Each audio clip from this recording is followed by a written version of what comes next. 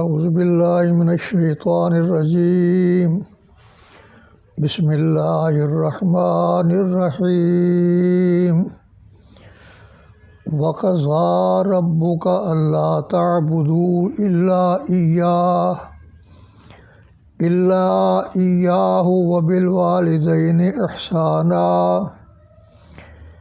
إِمَّا يَبْلُغَنَّ عِندَكَ الْكِبَرَ أَحَدُهُمَا أَوْ كِلَاهُمَا وَلَا تَقُل لَّهُمَا وَلَا تَنْهَرْهُمَا كَمَا رَبَّيَانِي وَلَا تَنْهَرْهُمَا وَقُل لَّهُمَا قَوْلًا كَرِيمًا صدق اللہ وصدق رسولہ النبی الکریم ونحن علی ذلک من الشاہدین والشاکرین والحمد للہ رب العالمین صدق اللہ وصدق رسولہ النبی الکریم ونحن علی ذلک من الشاہدین والشاکرین والحمد للہ رب العالمین۔ معزز حاضرین و ناظرین اکرام، السلام علیکم ورحمۃ اللہ وبرکاتہ۔ سلام مسنونہ کے بعد گزارش یہ ہے کہ دنیا میں انسان نے زندگی گزارنی ہے اور مختلف مراحل سے اس نے گزرنا ہے۔ اس پہ بچپنا بھی آتا ہے، جوانی بھی آتی ہے، بڑھاپا بھی آتا ہے، پیدائش بھی ہوتی ہے اور انسان کی موت بھی ہوتی ہے۔ اس تمام حالات اور واقعات کے اندر ان مراحل میں اللہ نے کچھ ذمہ داریاں انسان کے کندھے پر ڈال دی ہے کہ تو انہیں ان کو اپنانا ہے۔ ان کو کہتے ہیں حقوق۔ حقوق دو قسم کے ہوتے ہیں۔ ایک حقوق وہ ہیں کہ جو اللہ کا حق ہے، اور ایک حق وہ ہے کہ جو مخلوق کا، بندوں کا حق ہے۔ اللہ کے حقوق کو حقوق اللہ کہتے ہیں اور بندوں کے حقوق کو حقوق العباد کہتے ہیں۔ اللہ کا حق کیا ہے، بندوں کا حق کیا ہے، اللہ کا درجہ، مرتبہ اور مقام کیا ہے، بندوں کا درجہ اور مرتبہ اور مقام اور حیثیت اور پوزیشن کیا ہے۔ قرآن نے ان تمام چیزوں کو بڑے تفصیل کے ساتھ، وضاحت کے ساتھ بیان کیا ہے۔ سب سے پہلے تو اللہ نے اپنے حقوق کے بارے میں کہا کہ وَقَضَىٰ رَبُّكَ أَلَّا تَعْبُدُوا إِلَّا إِيَّاهُ، کہ اے انسان، جب تک تیری زندگی ہے، جب تک تیری حیاتی ہے، دنیا کے اندر جب تک تو موجود ہے، اس وقت تک میری اطاعت کرنا، میری فرما برداری کرنا، میری بندگی کرنا، میری عبادت کرنا، میرے آگے عجز انکساری کا اظہار کرنا، اپنی غیبانہ حاجات اور مشکلات میں مجھ ہی کو پکارنا، کسی غیر اللہ کو نہیں پکارنا ہوگا۔ یہ اللہ کا حق ہے، اس میں کسی دوسرے کو شریک نہیں ٹھہرانا ہوگا۔ لقمان حکیم نے اپنے بیٹے کو وصیت کی تھی کہ بیٹا، اللہ کے ساتھ کسی کو شریک نہیں ٹھہرانا، لا تشرک باللہ شیئا۔ تو اس لحاظ سے دیکھا جائے تو حقوق العباد کو مقدم کیا اور حقوق اللہ کو مؤخر کیا نہیں، بلکہ حقوق اللہ جو ہے اصل وہ مقدم ہے اور حقوق العباد جو ہے یہ مؤخر ہے۔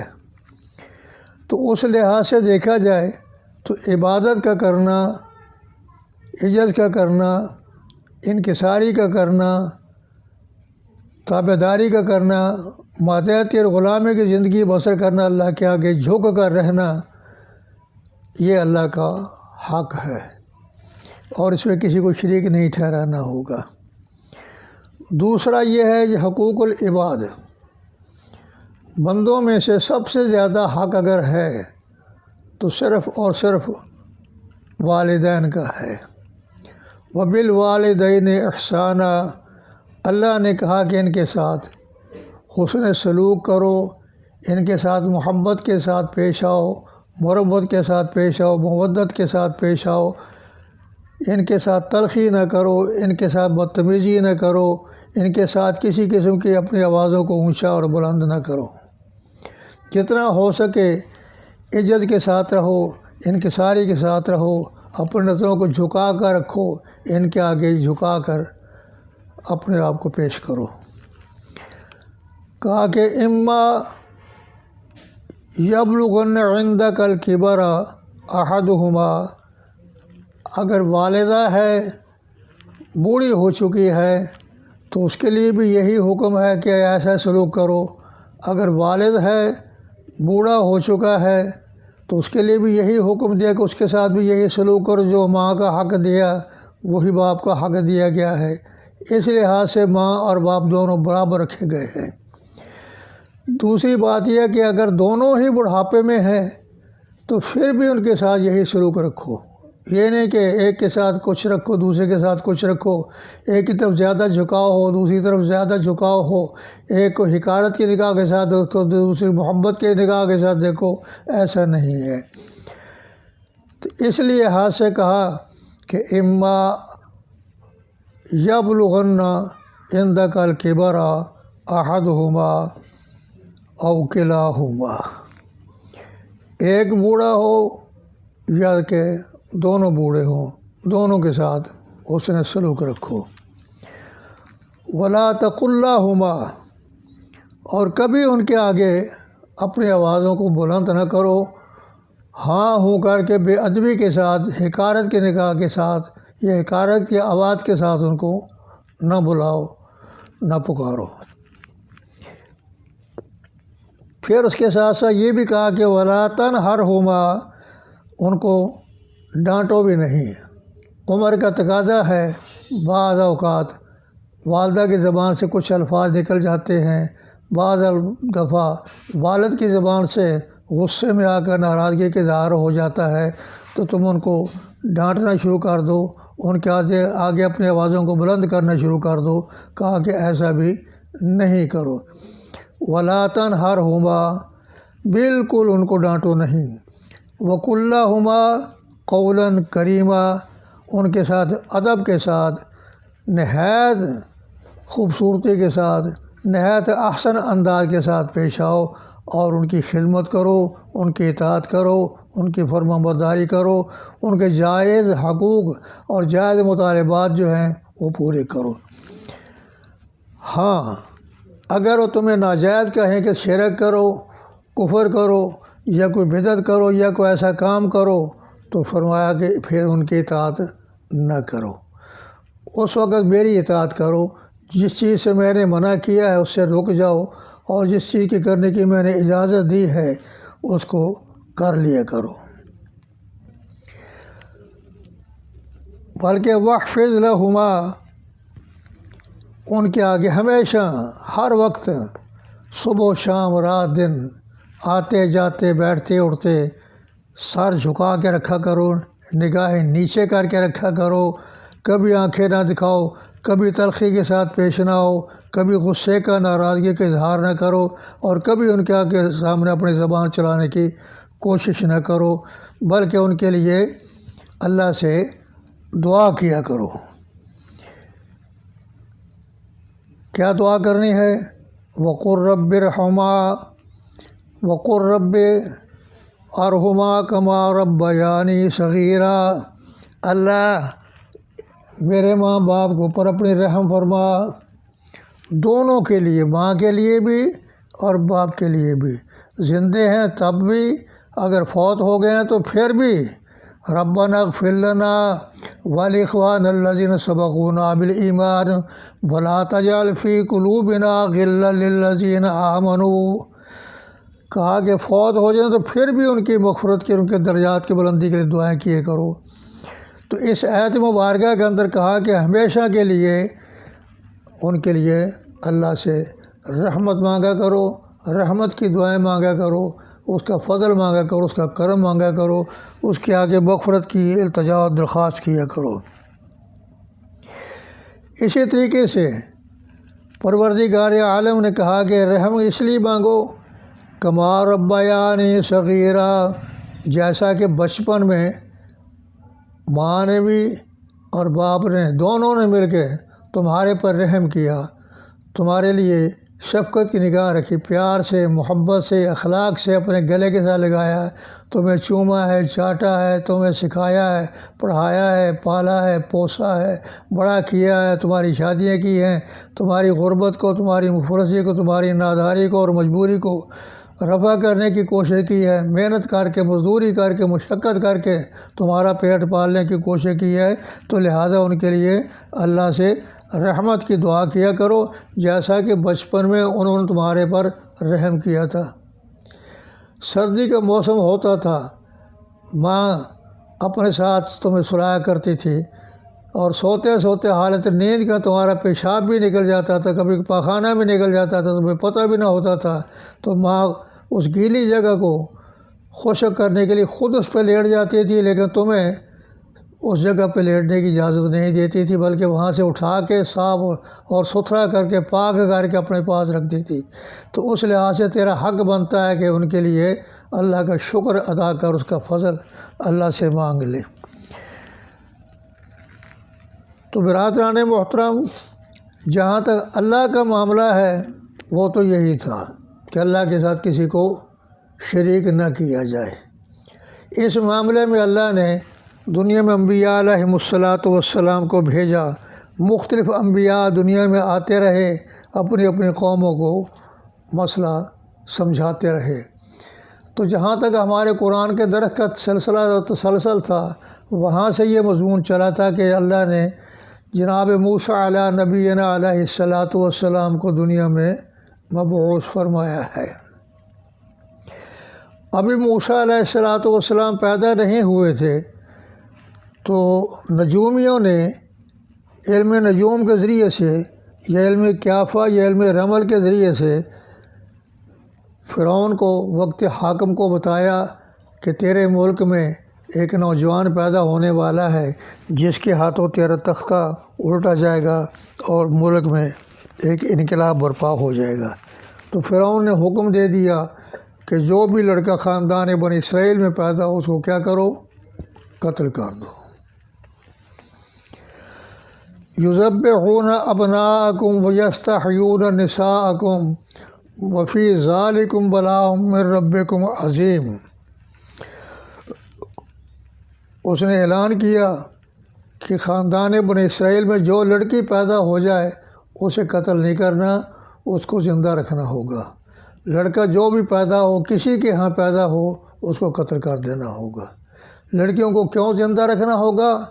اس لیے کہ ہم باندیاں بنائیں گے، غلام بنائیں گے، آیا بنائیں گے، اپنی خواہشات زندگی پوری کریں گے، ان کا باقی رکھنا ہمارے لیے لازمی اور ضروری ہوگا، لیکن لڑکا کوئی نہ زندہ رہے۔ اب موسیٰ علیہ السلام کی پیدائش کا وقت آیا تو موسیٰ علیہ السلام کی والدہ حیران، پریشان، غمگین رہنے لگی۔ تو پروردگار عالم کی طرف سے حکم ملتا ہے کہ تم گھبراؤ نہیں، پریشان نہ ہو، غمگین نہ ہو، حیران ہونے کی ضرورت نہیں ہے۔ اس کے محافظ، تیرے محافظ، اس کے نگران، تیرے نگران ہم خود ہیں، ہم خود اس کی حفاظت کریں گے اور اب تیری بھی حفاظت ضرور کریں گے۔ جب ان دونوں کا آپس میں معاہدہ ہو گیا، ایگریمنٹ ہو گیا، مکمکا ہو گئی، تو موسیٰ علیہ السلام کی والدہ بالکل خاموش ہو گئیں اور اپنی پریشانی کو دور کر دیا۔ وقت آیا، موسیٰ علیہ السلام پیدا ہو گئے۔ جب پیدا ہو گئے، لیکن پھر ماں کی ممتا نے بچے کو دیکھا، بچے کے حسن کو، بچے کی خوبصورتی کو اور بچے کی حرکات و سکنات کو دیکھا، تو پھر جوش محبت نے بلبلے میں آ کر پھر اپنے آپ کو پیش کیا کہ الہ العالمین، اب میں کیا کروں؟ تو فرمایا جو میں تیرے ساتھ وعدہ کیا وہی وعدہ کر پورا۔ وہ کیا تھا؟ اس کو نہلا کے، دھلا کے، خوبصورت کپڑا پہنا، اس کو، اس کے آنکھوں میں سرما ڈال، اس کے سر پہ تیل لگا، اس کو اچھی طرح سجا کے جیسے دولہا سجایا جاتا ہے ایسا سجا کے اس کو بکسے میں پیٹی میں بند کر کے پانی کی موجوں میں پانی کی لہروں میں بہا دے۔ تو موسیٰ علیہ السلام کی والدہ تو کانپ گئی، پریشان ہو گئی، یہ تو پانی ہے، دریا ہے، ڈوب جائے گا، غرق ہو جائے گا، تو بچہ کہاں سے ملے گا مجھے؟ پروردگار عالم نے فرمایا کہ نہیں، یہ میرا اور آپ کا وعدہ ہے، اس کی حفاظت میں خود کروں گا۔ خیر، موسیٰ علیہ السلام کی والدہ نے حسب وعدہ موسیٰ علیہ السلام کو پانی کے اندر سپرد کر دیا، حوالے کر دیا ہے۔ موسیٰ علیہ السلام کے ہمشیرہ نے کہا کہ اماں اگر اجازت ہو تو میں دیکھتی ہوں کہ میرا بھائی پانی کے اندر کہاں جاتا ہے، اس کو کون پکڑتا ہے۔ وہ دریا کے کنارے کنارے آنکھیں بچاتی ہوئی، اپنے آپ کو بچاتی ہوئی جا رہی ہے۔ اچانک ہی دور سے محل نظر آتا ہے، محل کے اوپر ایک مرد کھڑا ہے، ایک عورت کھڑی ہے، یعنی فرعون خود بھی موجود ہے، اور فرعون کی بیوی آسیہ جو ہے مسلمان ہو چکی تھی، پہلے سے مومنہ عورت تھی، وہ تو مطیع فرما بردار تھی۔ اس نے دیکھا کہ ایک صندوق آ رہا ہے اور پانی کی لہروں میں، موجوں میں اور تھپیڑوں میں گھرا ہوا ہے، تو اس نے کہا کہ اس کو پکڑو۔ فرعون نے حکم دیا کہ غوطہ خور جو ہے فوری طور پر جائیں اور اس بکسے کو، صندوق کو پکڑ کر لے آئے۔ جب کھولا تو اس میں سے ایک معصوم سے چہرہ نظر آیا، خوبصورت بچہ نظر آیا، بڑا حسین و جمیل تھا۔ تو آسیہ نے کہا کہ اللہ نے تجھے اولاد تو دی نہیں ہے، تیرا بیٹا کوئی بھی نہیں ہے، اور اتنی بڑی سلطنت کا مالک کون ہوگا؟ کیوں نہ ہو کہ ہم اس کو اپنا بیٹا بنا لیں اور اپنے گھر رکھے، پالیں پوسیں، بڑا ہوگا، تیرے بعد تیرا ملک اور تیرا نظام یہی چلائے گا پھر یہ۔ لیکن فرعون کو نجومیوں نے کان بھر رکھے تھے، اس کو گمراہ کر رکھا تھا، بدراہ کر رکھا تھا کہ ایک لڑکا پیدا ہوگا جس کے ذریعے سے انقلاب آئے گا، تو اس کے دل میں خوف بیٹھ گیا، ڈر بیٹھ گیا کہ کہیں ایسا نہ ہو کہ یہی لڑکا ہو اور یہ اس کی وجہ سے سب کچھ ہو۔ تو اس نے کیا کیا؟ قتل کرنے کا ارادہ کیا۔ آپ نے کہا، ان کی بیگم نے کہا کہ لا تقتلوہ، نہیں قتل کرو، عسیٰ ینفعنا، ہو سکتا ہے کہ ہمیں یہ فائدہ دے کسی وقت بھی اور ہمارے کام آ جائے۔ خیر، بہرحال موسیٰ علیہ السلام شاہی محل میں آ گئے، فرعون کے گھر پہنچ گئے۔ اب دودھ پلانے کا وقت آیا، بچے کو بھوک لگی تھی، لمبا سفر کر کے آیا تھا پانی کے اندر۔ تو آتی ہیں شہر کی مختلف پالنے والی، دودھ پلانا چاہتے ہیں لیکن بچہ دودھ کسی کا نہیں پیتا۔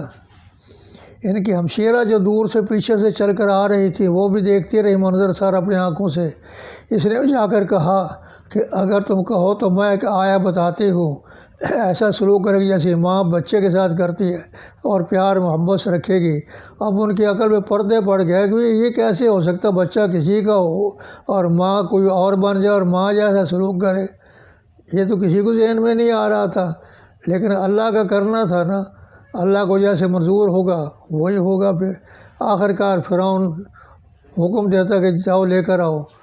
اب گئی موسیٰ علیہ السلام کی ہمشیرہ اپنی والدہ کے پاس آئی اور سارا قصہ سنایا کہ اماں بھائی فلاں جگہ پہنچ چکا ہے اور فلاں محل میں گیا ہے، فلاں گھر میں گیا ہے، اب اس کو بھوک لگی ہے، پیاس لگی ہے، تو آپ چلے نا دودھ پلائیں جا کے۔ تو والدہ کا بیٹا میں نہیں جاؤں گی، بادشاہ ہوگا تو اپنے گھر ہوگا، سردار ہوگا تو اپنے گھر ہوگا، وڈیرا ہوگا تو اپنے گھر ہوگا، امیر کبیر ہوگا تو اپنے گھر ہوگا، میں اس کے دروازے پہ چلنے کے لیے تیار نہیں ہوں۔ کیوں؟ موسیٰ علیہ السلام کی والدہ کے ساتھ اللہ کا معاہدہ ہو چکا تھا کہ بچہ میں تیرے پاس خود لاؤں گا، تیرے قدموں میں بچہ آئے گا اور بچے کی پرورش بھی تو کرے گی، دودھ بھی تو پلائے گی، اس کی خدمت بھی تو کرے گا، تیرے ہاتھ سے یہ بڑا بھی ہو جائے گا بھی۔ اب وقت آیا، موسیٰ علیہ السلام کے ہمشیرہ نے سارا منظر آ کے سنا دیا۔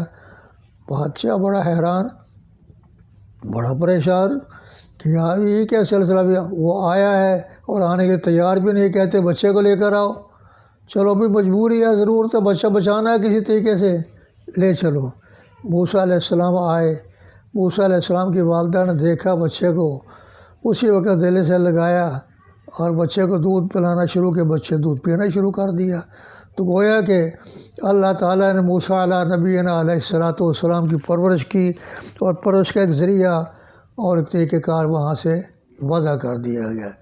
برادران محترم، اس تمام واقعات سے یہ پتہ چلتا ہے کہ زندگی، موت، نفع، نقصان، غمی اور خوشی، صحت، بیماری، تندرستی، ناداری، معذوری، مجبوری، سب میں انجام اللہ ہوتا ہے۔ جب تک اللہ کی طرف سے کچھ نہ ہو تو انسان اپنی طرف سے کچھ بھی نہیں کر سکتا۔ اس لحاظ سے ہمیں چاہیے کہ ہم اپنے سارے معاملات کو اللہ پر سپرد کریں اور اللہ پہ توکل و بھروسہ کرتے اپنے خالق اور مالک کی اطاعت اور فرما برداری کریں۔ اللہ سے دعا کریں کہ اللہ مجھے اور آپ کو، ہم سب کو ان باتوں پر عمل کی توفیق عطا فرمائے۔ آخر دعوانا الحمدللہ رب العالمین۔